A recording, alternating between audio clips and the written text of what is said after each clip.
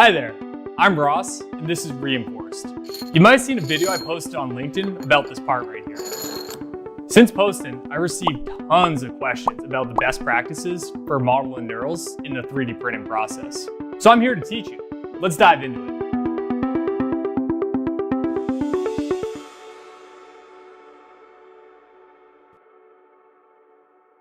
Most of you watching that come from a manufacturing background probably already know what knurling is.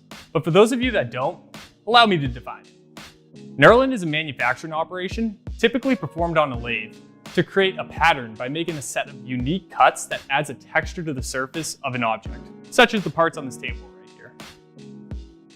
One of the most common use cases for knurling is to add grippage to an object. You've probably seen it on a series of parts in your machine shop, such as this die wrench handle or this threaded knob. So why would I want to 3D print knurls over creating them with traditional manufacturing? Traditional knurling requires specialized cutting tools and a unique skill set to do this operation correctly. But the barriers to entry with 3D printing are significantly lower.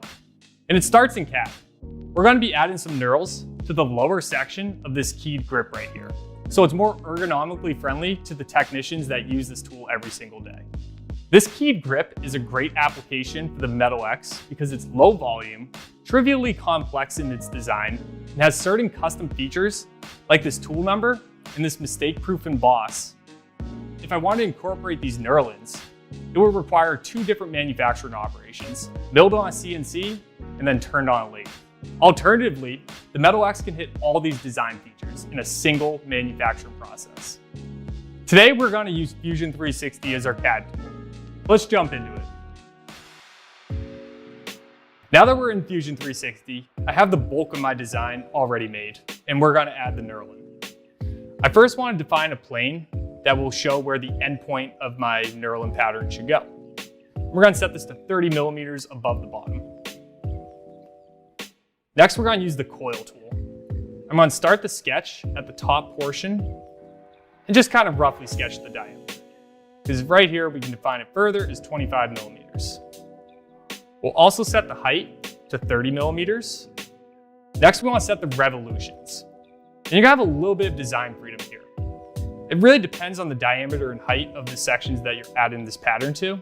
And in this case, a quarter revolution looks appropriate. For the section, Fusion defaulted to triangular inner. And that's what we'll use, a triangular cut. The section size is an important thing with 3D printing. And I typically use 1 millimeter depth because it requires no post-processing or advanced settings. If you need additional grippage, you can increase the depth up to 2 millimeters. However, at this depth, supports will be auto-generated in the model. You can use our override tools in Eiger to remove these supports prior to printing and avoid any extra post-processing. For more information on how to utilize support overrides, click the link up in the corner. Now that we have this generated and it all looks good to me, I will confirm and make that cut. The second step is to mirror this cut. So I'm going to select the mirror tool. I will select the two faces of the cut. And then I will select my symmetry plane, which is located right here. It kind of creates this neat V pattern. The last step is to do a circular pattern. This time I have 4 faces to select. And my axis of symmetry is just the center axis of the cylinder. Now we have a little bit of design freedom here. The number of instances that we replicate.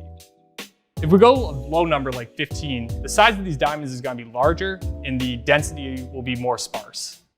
If we go higher, like 50, it will have better grippage, but we need to consider the limitations of printing. And something you want to consider here is that the width of these diamonds should be no smaller than 0.4 millimeters. In this case, I'm going to use a balance and select as 30 millimeters. And of course, this is dependent on the diameter and height that we used, so you can digitally iterate and decide what is ideal for your use case. I will confirm it and hit OK.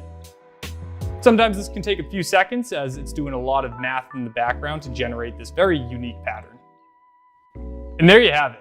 We're now ready to export this as an STL file, slice it in our software, and begin printing. Let's recap what we just learned. You can use just about any type of CAD tool to model knurls that can be 3D printed in 3 simple operations. First, we use a coil with a 1mm triangular depth and cut that into the part. We then mirror that across the symmetry plane to create an upside down V shape. And finally, we circular pattern that V shape with a certain number of instances dependent on your use case and how sparse or dense you want the pattern to be. Hope you found this helpful and are ready to start incorporating knurling into your 3D printing designs. If you enjoyed this content, make sure to hit that like button and subscribe to Markforged for more content just like this. Thanks for watching and happy printing.